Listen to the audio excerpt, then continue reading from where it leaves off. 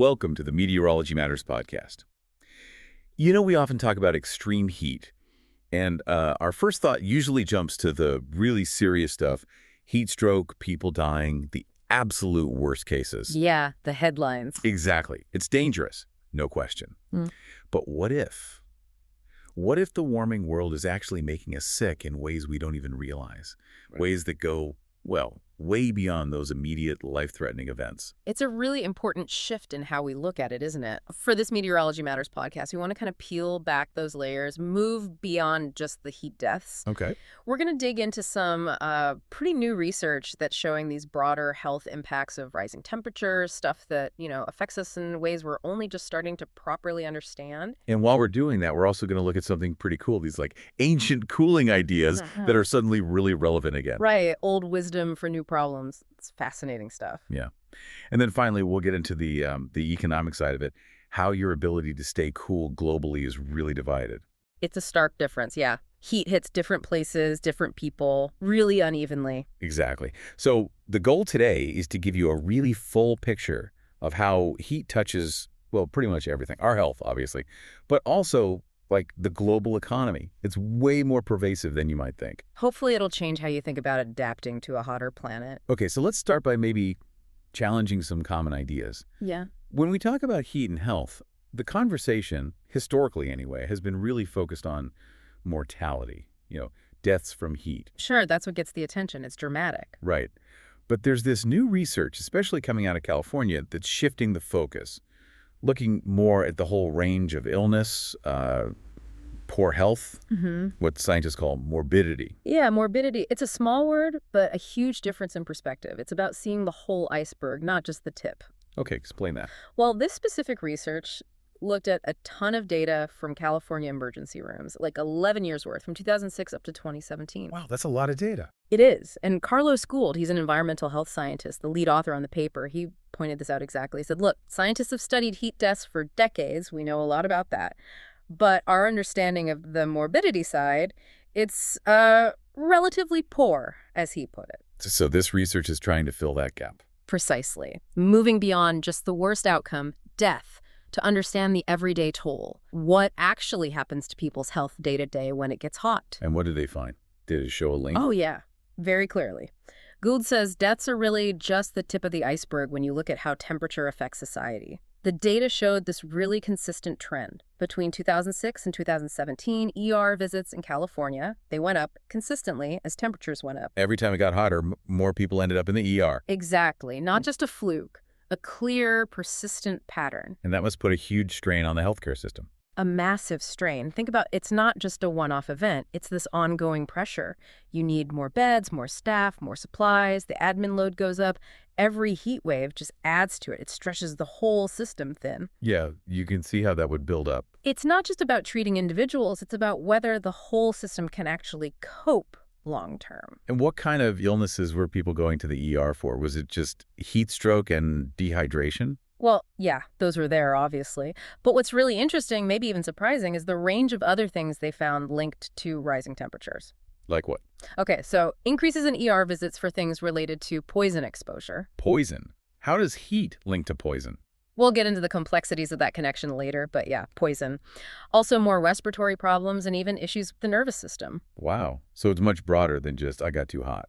Much broader. It really expands how we need to think about heat's impact, physiologically, maybe even behaviorally. It's not just about the direct thermal stress. Okay, so explain the physiological stress part. How does heat actually do that? Well, your body is working incredibly hard to cool down, right? Your heart has to pump faster, sending more blood to your skin to try and release heat. That puts a big strain on your cardiovascular system. Okay. And your kidneys. They're working overtime trying to hold on to water, which can lead to dehydration, electrolyte imbalances, kidney damage. So if someone already has health issues. Exactly. If you've got pre-existing conditions, heart problems, kidney disease, asthma, COPD, even neurological stuff like MS, this extra stress from the heat, it seriously increases your risk of complications. Your body just doesn't have the same reserves to cope. That makes sense. And the study mentioned a specific group that was particularly vulnerable. Yes, and this is really stark. Children under 5. Little kids. Yeah. They showed up in emergency rooms at a significantly higher rate than any other age group on those hotter days. Why is that? Well, several reasons. Their bodies can't regulate temperature as well as adults. They heat up faster because they're smaller. And crucially, they often can't tell you clearly when they're feeling unwell or too hot. Right. They rely on adults to notice. Totally. So they're incredibly dependent on caregivers to recognize the signs of heat stress and take action. That finding alone really highlights the need for targeted help, doesn't it? Absolutely. It screams for specific public health actions. Maybe more accessible cooling centers in neighborhoods with lots of young families, or better education for parents. Heat. Because the risks for them are higher. Much higher. Not just discomfort, but potentially serious long-term health problems, even affecting development if they get severe heat exposure. Okay, now here's something that sounds a bit confusing at first. You said heat is the most lethal extreme weather. Right, meaning it directly causes more deaths than things like floods or tornadoes on average. But then most temperature-related deaths globally aren't actually from heat, they're from cold. How does that work? Yeah, it seems counterintuitive, but it's likely about exposure time. Globally, people just spend way more time exposed to moderately cool temperatures than they do to extreme heat waves. So it's more about chronic exposure to cold versus shorter, intense heat events. Exactly.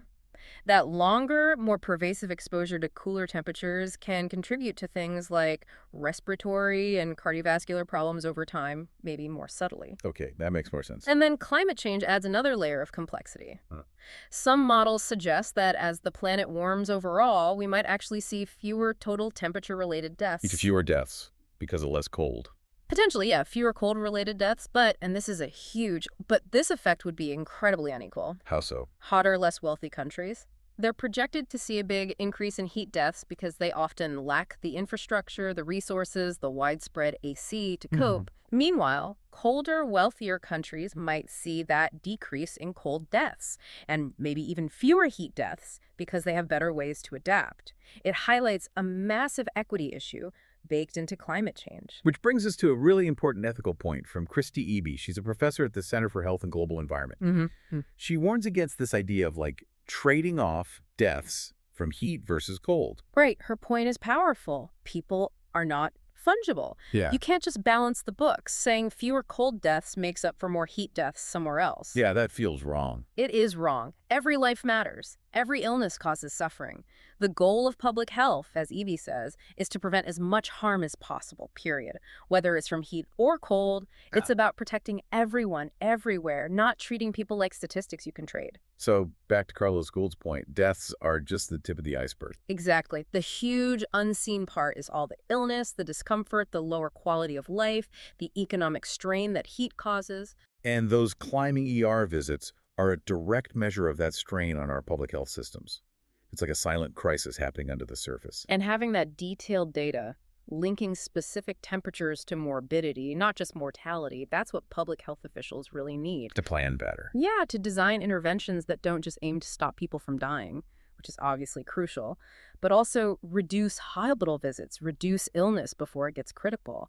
It's about shifting from reacting to crises to actively preventing them, building resilience. And Gould mentioned something interesting, that while his data was California-specific, the mortality rates they saw for extreme heat were actually pretty consistent with the rest of the U.S. Right, which suggests that even if the exact numbers for ER visits might differ region to region, the underlying patterns of how heat impacts health could be similar elsewhere. Making this California study potentially very relevant nationwide. Absolutely. A vital piece of the puzzle for public health everywhere.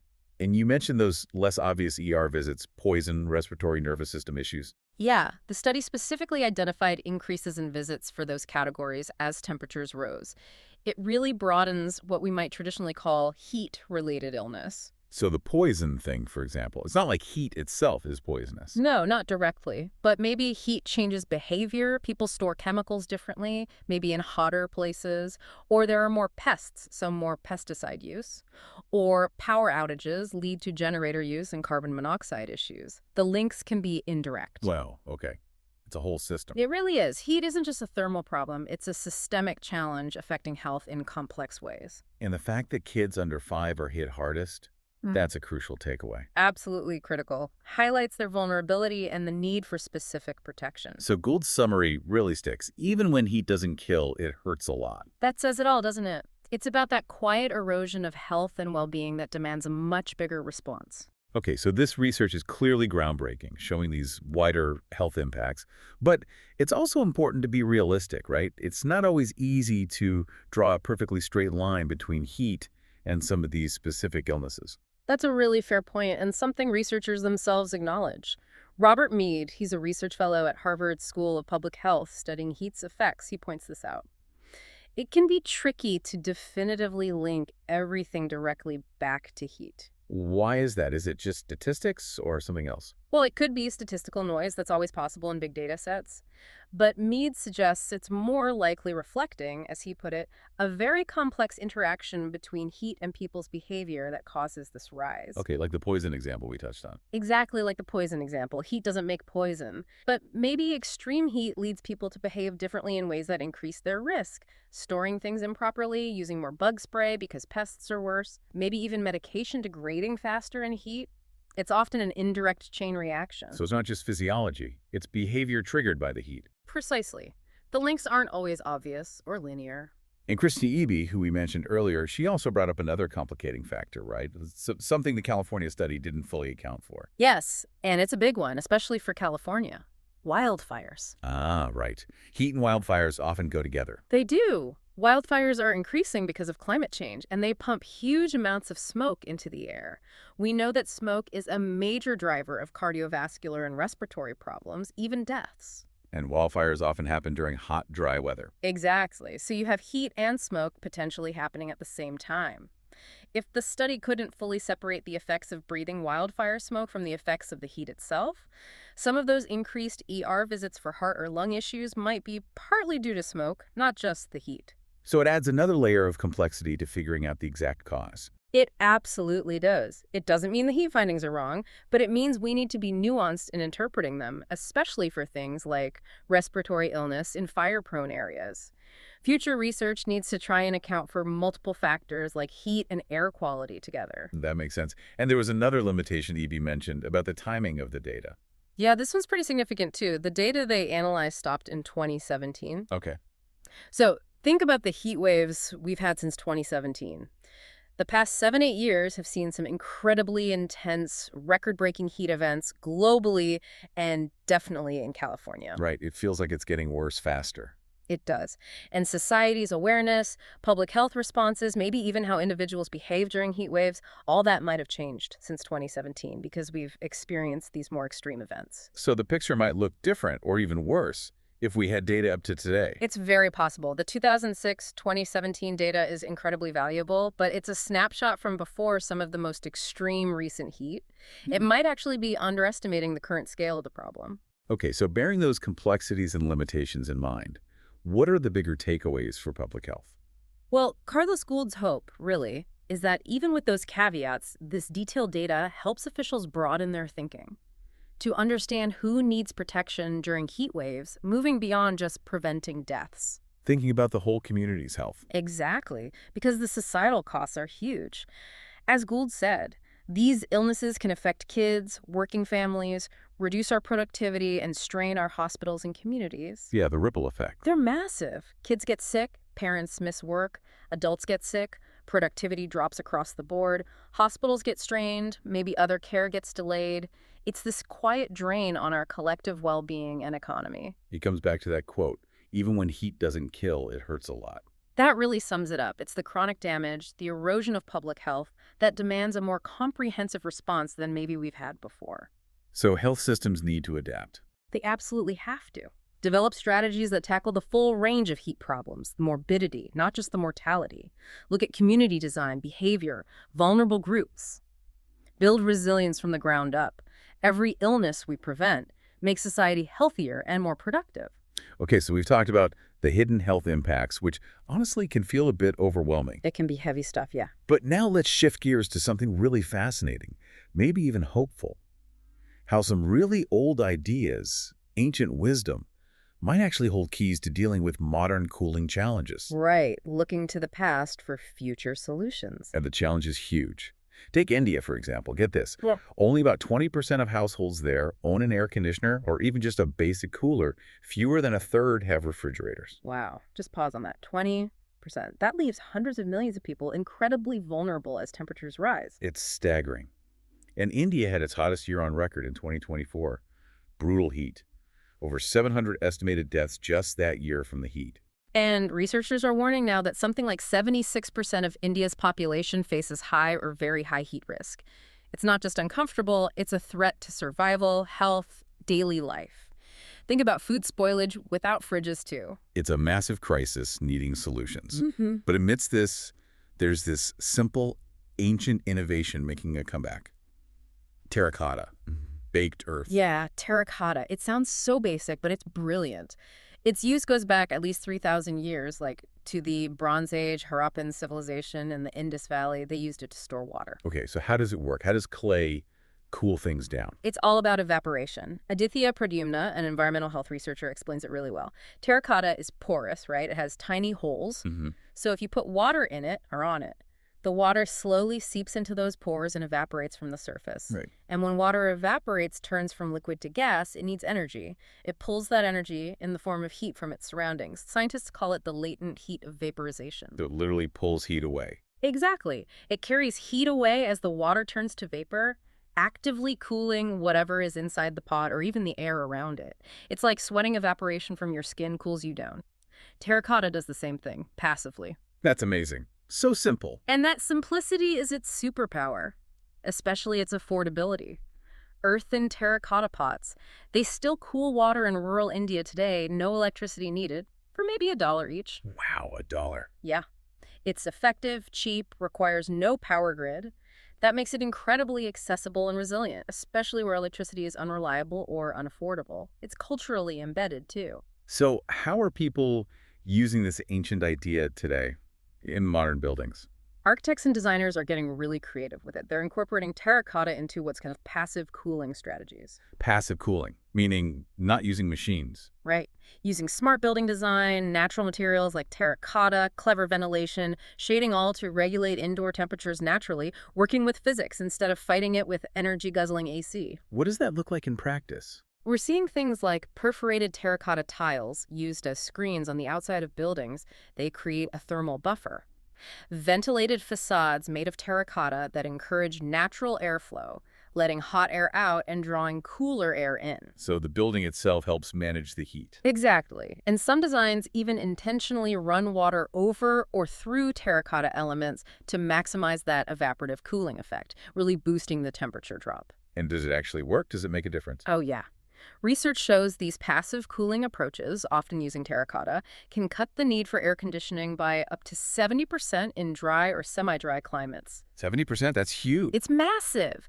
Think about arid places, parts of the U.S. Southwest, the Middle East, North Africa, places getting hammered by heat. Yeah. Reducing AC load that much saves enormous amounts of energy, reduces carbon emissions, and takes pressure off the grid. Yeah, that grid strain is a major issue. It really is. So this is a win-win. Cooler buildings, lower energy use, more resilient infrastructure, ancient wisdom solving modern problems. Are there companies actually doing this now? Definitely. In India, there's Ant Studio in Delhi. They have this project called Coolant. They basically wrap concrete buildings in a terracotta second skin. Like insulation, but breathable. Kinda, yeah. And Monish Siripurapu, the founder, says they're seeing average temperature drops of 6 to 8 degrees Celsius. That's about 10 to 14 degrees Fahrenheit across dozens of sites. And it works even better where it's drier. Wow. 6 to 8 degrees Celsius is a noticeable difference. It's significant. As Aditya Pradyumna points out, even that kind of drop makes it much easier for the human body to cool itself, especially indoors. Less stress, better sleep, better health. Any other examples? Yeah, there's a threshold in Bengaluru. They repurpose recycled terracotta into breathable building facades, so it's sustainable too. Cool. And then there's Meteorology in Gujarat. This is amazing. The founder, Mansukh Prajapati, he's created a clay refrigerator. Refrigerators made of clay. No electricity. None at all. They use the same evaporative cooling principle. And they can keep food fresh for 3 to 5 days. That's incredible, especially for places without reliable power. It's truly invaluable. Prajapati says many customers just can't afford to run normal fridges, so this is a durable, affordable alternative. It tackles cooling and food preservation. Huge impact on health and reducing food waste. So these terracotta solutions, they have benefits beyond just cooling a room or keeping food fresh. Absolutely. Nyati Gupta from WRI India sees them as complementary to existing systems. They help reduce our reliance on the fossil fuel-powered grid for cooling. Which is a massive energy hog. Huge. She calls terracotta a potential game changer for both the energy sector and the construction sector. If buildings can stay cooler naturally, we need less energy-intensive AC. That means fewer emissions, less strain on the grid, lower costs. It's building a more sustainable and equitable future using lessons from the past. Okay, so we've hit the health impacts, the hopeful ancient solutions. Now let's turn to a pretty stark reality. The huge economic and social gap when it comes to staying cool. Yeah, this is where you really see the inequality play out. It's almost like a tale of two continents sometimes. How do you mean? Okay, picture a really hot summer day. In the US, for many people, right? You wake up, your AC's been humming all night, nice cool room. Mm-hmm. So did. You drive or commute in an air-conditioned vehicle to an air-conditioned office. Maybe you step outside for lunch, but mostly you're shielded from the heat. It's just expected, integrated into life and work. Okay, got it. Now the contrast. Now, same hot day, maybe an average European city. You might have slept terribly, tossing and turning, sticky. Yeah. Your commute might be a nightmare crowded train, maybe delayed because the heat is literally buckling the tracks or messing with signals. That happens. Oh, yeah, infrastructure struggles. And if you work from home, maybe you just have a fan blowing hot air around. Productivity tanks, you feel miserable. That sounds rough. And the key difference is just AC. Fundamentally, yeah. The prevalence and reliability of air conditioning. It's not just about comfort. It's about whether society can function smoothly when it gets extremely hot. So where AC is common, the economic hit from heat is lessened. Exactly. Businesses keep running, people can concentrate, health impacts are somewhat buffered.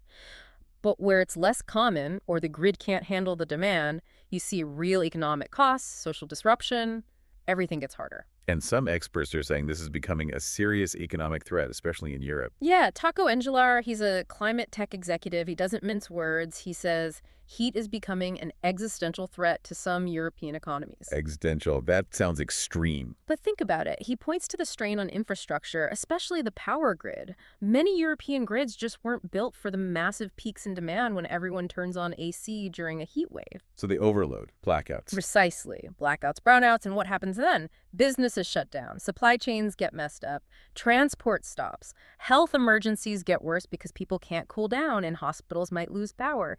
It becomes this vicious cycle with real measurable economic losses. It threatens stability. Wow. You don't often think of heat waves causing that level of economic disruption. But it's happening, and we see these connections globally, too. Remember that tragic story of the street sweeper in Barcelona who died from heat stroke? Yeah, awful. That wasn't just a personal tragedy. It sparked labor protests across Southern Europe. It really highlighted the danger for outdoor workers, the social justice angle of heat exposure. There's a human face on it. And it fits the bigger pattern. July 2025. Recorded as the third hottest ever globally. It's not just Europe. Cities in Southeast Asia are facing high risks from both floods and heat waves. It's a global challenge hitting urban areas hard. Which brings us back to something we talk about a lot. Decarbonization isn't just about the environment, is it? Not at all anymore. It's core economic strategy. Engeler makes the point that for Europe, competitiveness increasingly depends on developing their own renewable power. For energy security. For energy security, absolutely, but also specifically to handle these climate challenges like heat. If your industries can't operate because it's too hot or the grid fails, you lose your edge globally. So investing in renewables and stronger grids is also about climate adaptation and economic resilience. Totally. It means reliable, local power to keep things running, keep people cool, keep the economy productive, even when it's scorching outside. It reduces reliance on volatile fossil fuels, stabilizes costs. Climate action becomes economic necessity. So the ability to cool down, whether it's high-tech AC or ancient terracotta, it's not a luxury anymore. Not at all. It's becoming fundamental, a determinant of health, economic stability, basic well-being. And the gap between those who have access and those who don't, that's a major fault line opening up in our warming world. #outro. So that brings us to the end of this Meteorology Matters podcast. We've covered a lot today, really digging into the unseen costs of a warming world. We look at how heat impacts our health in ways that go far beyond just the headlines about fatalities. Yeah, looking at that broader spectrum of illness, the morbidity, and the real strain it puts on public health systems everywhere. And then we explored those amazing ancient cooling methods, like terracotta, seeing how simple old ideas can offer really powerful, sustainable solutions for today. Right, that blend of past wisdom and modern innovation. And finally, we touched on that stark economic divide, the AC gap, and how access to cooling shapes everything from daily life to global competitiveness. It definitely makes you think differently about summer, about health, about how we build our cities and live sustainably. We hope this look at heat changes your perspective a bit. And if you want more insights on meteorology and climate, definitely follow meteorologist Rob Jones. He's on Instagram as Meteorologist. On TikTok as TV meteorologist. And on YouTube, look for Rob Jones Hurricane. That's also where you can find the Meteorology Matters podcast playlist. So as we wrap up, here's a thought to leave you with. As our planet keeps warming, what other ingenious solutions, maybe ones hidden in plain sight from our past, will we need to embrace or invent? How do we ensure not just survival, but real well-being and comfort for everyone, no matter where they live or what they can afford? That's the big question, isn't it? Find equitable solutions for a hotter future, something to really chew on.